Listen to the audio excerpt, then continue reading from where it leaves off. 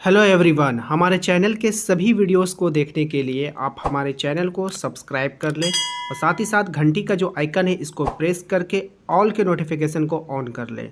साथ ही साथ यदि आप इसके पहले के सभी वीडियोस को देखना चाहते हैं तो आप अपने प्लेलिस्ट पर जाएं। प्लेलिस्ट पर जाने के बाद आपको वहां पर आपकी क्लास के सभी फोल्डर दिख जाएंगे। आप जिस भी क्लास में पढ़ते हैं या जिस भी वीडियो को देखना चाहते हैं आप उस फोल्डर को ओपन कर सकते हैं। फॉर एग्जांपल, यदि आप क्लास 8 के टर्म 2 वाले वीडियोस को देखना चाहते हैं तो ऊपर वाले फोल्डर को क्लिक करेंगे, आपको वहां पर सभी वीडियो दिख जाएगा। का अपने YouTube चैनल जैकपुर पे आज के इस वीडियोस में हम लोग डिस्कस कर रहे हैं क्लास 8 का जो साइंस का आप लोगों का एग्ज़ाम हुआ है उसका सॉल्यूशन देखेंगे, यानी उसका आंसर की लेकर के आए हैं। काफ़ी इंपॉर्टेंट वीडियो है, आप लोगों को इस वीडियोस को देखना है और आपको अनुमान लगाना है कि आपका कितना नंबर आपके एग्ज़ाम में आने वाला है। तो चलिए स्टार्ट करते हैं। वीडियो शुरू करने से पहले आप लोगों से निवेदन है, यदि आप हमारे चैनल पर पहली बार आएँ तो सब्सक्राइब करके घंटी के बेल आइकन को दबा दीजिएगा, क्योंकि हर एक वीडियो का नोटिफिकेशन आपके मोबाइल पर जा सके।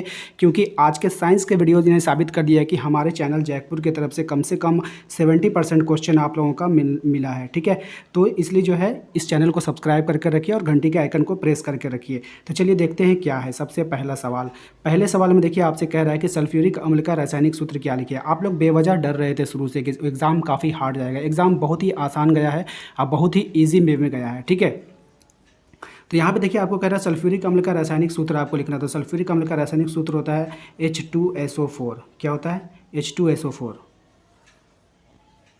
तो किस तरह लिखेंगे? इस तरह से लिखेंगे H2SO4। ये हो गया आपका सल्फ्यूरिक अम्ल का रासायनिक सूत्र। ठीक है, दूसरे सवाल पे आते हैं। दूसरा सवाल है हमारा, पटाखों में किस धातु का उपयोग किया जाता है। तो पटाखों में किस धातु का उपयोग होता है आप उसको लिख सकते हैं। तो पटाखों में आप लोगों को लिखना था यहाँ पे कैल्शियम क्लोराइड और सोडियम नाइट्रेट और बेरियम क्लोराइड, इन सब धातुओं का क्या होता है? उपयोग होता है। ठीक है, तो मुख्यतः आपका बेरियम का उपयोग होता है। ठीक है, तो आप ये भी लिख सकते थे और नहीं तो आप लिख सकते थे calcium chloride, sodium nitrate and barium chloride. तो चलिए इसका स्पेलिंग हम आपको दिखा देते हैं। ऐसे स्पेलिंग दिखाने की आपको कोई आवश्यकता नहीं, मैंने आपको बता दिया, आपने क्या लिखा है आप अंदाज़ा लगा लेंगे। उसके बाद तीसरा नंबर सवाल देखिए क्या है। तीसरे नंबर सवाल में कह रहा है कि बल का एसआई मात्रक क्या होता है। तो बल का जो एसआई मात्रक होता है वो न्यूटन होता है। क्या होता है? न्यूटन होता है। ठीक है, ये भी मेरा पढ़ाया हुआ क्वेश्चन है। तो न्यूटन है जिसको हम लोग एन से प्रदर्शित करते हैं। ठीक है, अगले सवाल पे चलते हैं। देखिए अगला सवाल में आया था सौरमंडल का सबसे बड़ा ग्रह कौन सा है। तो सौरमंडल का सबसे बड़ा ग्रह जो होगा वो होगा बृहस्पति ग्रह। कौन सा ग्रह होगा? बृहस्पति ग्रह होगा। इसमें आपको यही लिखना था। एलपीजी का पूरा नाम आपसे पूछा है। तो एलपीजी का फुल फॉर्म होता है लिक्विफाइड पेट्रोलियम गैस या लिक्विड पेट्रोलियम गैस, दोनों आप लिख सकते थे। आपने क्या लिखा है हमें कॉमेंट कर जरूर बताइएगा। तो ऐसे हम लिख देते हैं, आपका स्पेलिंग क्या था? लिक्विफाइड। ठीक है, liquefied petroleum gas, liquefied petroleum gas. देखिए उसके बाद आप लोगों से जो अगला क्वेश्चन पूछा गया था वो ज्वाला में कितने क्षेत्र होते हैं। तो ज्वाला में 3 क्षेत्र पाया जाता है। पहला क्षेत्र होता है आपका आंतरिक क्षेत्र। कौन सा क्षेत्र होता है? आंतरिक क्षेत्र होता है। ठीक है, पहला क्षेत्र होता है आपका आंतरिक क्षेत्र। दूसरा होता है आपका मध्य क्षेत्र। तो अगले सवाल में आपसे पूछ रहा था कि ज्वाला में कितने क्षेत्र होते हैं। तो ज्वाला में 3 क्षेत्र पाया जाता है। पहला होता है आपका आंतरिक क्षेत्र, देखते जाइएगा आप लोगों ने लिखा है कि नहीं आंतरिक क्षेत्र। दूसरा होता है मध्य क्षेत्र, ये भी सवाल मैंने आपको काफ़ी पहले पढ़ा दिया था। मध्य क्षेत्र यानी कि जो पहले पढ़ाया गया था उसी में से आया है, करंट में कुछ भी नहीं आया है। ठीक है, तो तीसरा होता है ब्राहा क्षेत्र। तीसरा क्या होता है? ब्राहा क्षेत्र। ये 3 क्षेत्र आपका पाया जाता है, आंतरिक क्षेत्र, मध्य क्षेत्र और ब्राहा क्षेत्र। ठीक है, चलते हैं अगले सवाल पे, देखते हैं क्या है अगला सवाल आपसे जो पूछा गया है आपके एग्जाम में। देखिए इसके बाद जो अगला सवाल आपसे पूछा गया है, इंसुलिन की कमी से कौन सा रोग हो जाता है। इंसुलिन की कमी से कौन सा रोग होता है ये आपसे पूछा गया है। ठीक है, तो इंसुलिन की कमी से कौन सा रोग होता है। तो मधुमेह रोग हो जाता है। क्या वो कौन सा रोग होता है? मधुमेह रोग होता है। ये भी आपका काफ़ी पहले पढ़ा दिया गया था। मधुमेह रोग आपका जो होता है इंसुलिन की कमी से होता है। इसके बाद एक कोशिका की खोज किसने किया था। तो कोशिका की खोज की थी रॉबर्ट हुक ने। कब किया था? रॉबर्ट हुक ने किया था। किसने किया था? रॉबर्ट हुक ने। ये काफ़ी फेमस क्वेश्चन था और आप लोगों को ऑब्जेक्टिव वाला फर्स्ट टर्म वाले में इस सब का तैयारी हमने आपका कराया था 1665 में। कब किया था? 1665 में रॉबर्ट हुक ने किया था। उसके बाद कोई एक उपाय बताइए जिससे हम कागज़ को पुनः उपयोग कर सकते हैं। देखिए इसका आंसर थोड़ा लंबा है इसलिए मैं आपको समझा देता हूँ इसमें आपको क्या लिखना था। इसमें आप लोगों को लिखना था कि कागज़ का उपयोग हमें जो व्यर्थ में उपयोग नहीं करना चाहिए। उपयोग किए गए कागज़ को इधर उधर नहीं फेंकना चाहिए, हमें कबाड़ी वाले को बेच देना चाहिए, क्योंकि वो कबाड़ी वाला क्या करता है इस कागज़ को ले जा करके रिसाइकल किया मतलब फैक्ट्रियों में देता है। फैक्ट्रियाँ क्या करती है इस कागज़ को रिसाइकल करती है। अगर हम ऐसा करेंगे तो पेड़ों जो कागज़ कहाँ से बनता है, पेड़ों से बनता है ना, तो पेड़ की जो खपत काफ़ी मतलब कि कम हो जाएगी और उसका जो है नुकसान बहुत कम होगा। इस तरह से जिसका आपको बनाकर आंसर लिखना था। ठीक है, वनोन्मूलन के 2 कारण लिखना था। देखिए कल ही हमने इसके बारे में चर्चा कर रहे थे, आप लोगों के साथ लाइव में भी चर्चा किया गया था, इसके पहले वीडियोज़ भी मैंने बनाया था, वहाँ से ये क्वेश्चन आप लोगों से पूछ लिया गया, वनोन्मूलन के वनों की कटाई के क्या कारण हो सकते हैं। तो देखिए इसके 2 महत्वपूर्ण कारण हैं। एक होता है आपका सड़कों का निर्माण, जो महत्वपूर्ण कारण था, सड़कों का निर्माण। ठीक है, ये पहला कारण था। ठीक है, सड़कों का निर्माण आपका पहला कारण था। दूसरा सबसे जो इम्पोर्टेंट कारण था इसका था खेती। क्या था? खेती। यानी खेती करने के लिए भी आप लोगों को क्या करना था, पेड़ों को हम लोग काट देते थे भूमि के लिए। ठीक है, तीसरा कारण था फैक्ट्रियों का निर्माण। हमने आपको बताया था फैक्ट्रियों के निर्माण के लिए भी क्या करते हैं, पेड़ों को काट देते हैं। ठीक है, तो यहाँ पे आपको आंसर लिखना था। उसके बाद आपका जीवाणु के कारण होने वाले 2 बीमारियों के नाम आपको लिखना था। यानी कि जीवाणु जो होते हैं उनके द्वारा कौन सी 2 बीमारियाँ होती है उनका नाम आपको यहाँ पे बताना था। आप लोगों को याद होगा मेरा जो सेकंड चैनल था जैकपॉट टिप्स एंड ट्रिक, उसमें हम लोग ट्रिक से आप लोगों को याद कराया था वायरस से होने वाले बीमारी का नाम, जीवाणु से होने वाले बीमारी का नाम। तो वहाँ से यह क्वेश्चन आपका एक आ चुका है। तो आप लोग कह नहीं सकते कि सर आपने पढ़ाया नहीं है। मैंने बिल्कुल पढ़ाया है आपको। मैंने आपको लिंक उपलब्ध कराया था, टेलीग्राम पर भी, व्हाट्सएप ग्रुप पर भी, सभी इंपॉर्टेंट थे।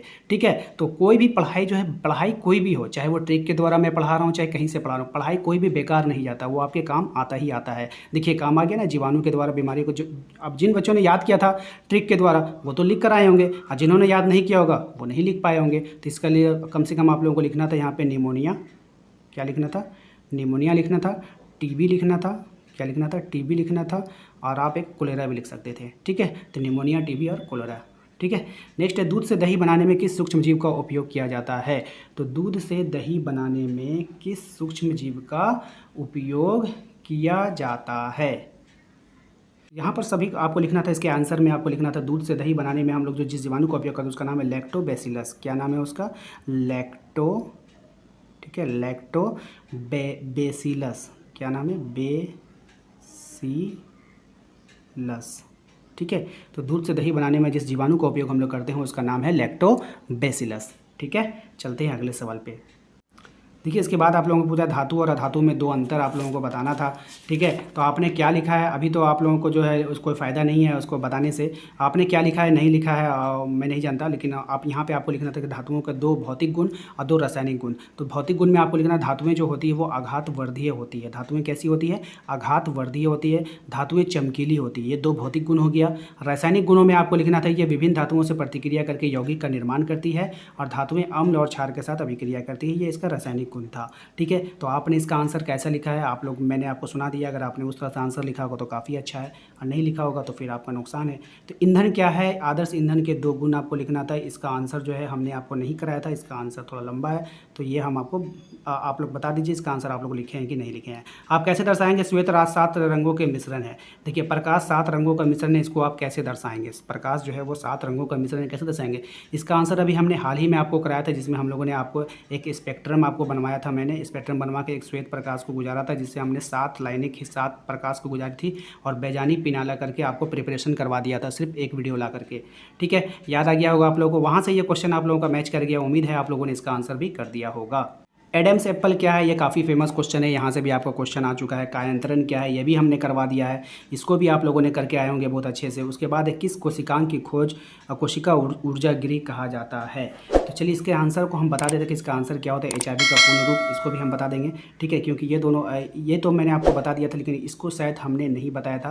तो इसका आंसर क्या होने वाला है, चलिए हम इसको बता देंगे। उसके बाद जो आप यहाँ पे देख पा रहे हैं, एक यहाँ पे क्वेश्चन है वैश्विक उष्णता क्या है। यही इस पर हमने कल ही चर्चा किया था। जो आप लोग क्वेश्चन पूछ रहे थे, जो पृथ्वी हीट कर जाती है ना, विश्व उष्णता, यानी कि विश्व का जो गर्म होना, पृथ्वी का गर्म होना, उसी को हम लोग कहते थे वैश्विक उष्णता। ठीक है, यानी कि उष्णता का मतलब गर्म होना। तो ये सब होता था आप लोगों का क्लोरोफ्लोरोकार्बन के कारण, है ना, याद आ रहा है आप लोगों को। तो वही वाला आंसर आपको यहाँ पे छापना था। ठीक है, तो इसको भी हमने करवा दिया था अभी हाल ही में। ठीक है, देखिए यहाँ पे आप लोगों को भौतिक गुण में लिखना था धातुएं आघातवर्धीय होती है, धातुएं चमकीली होती है।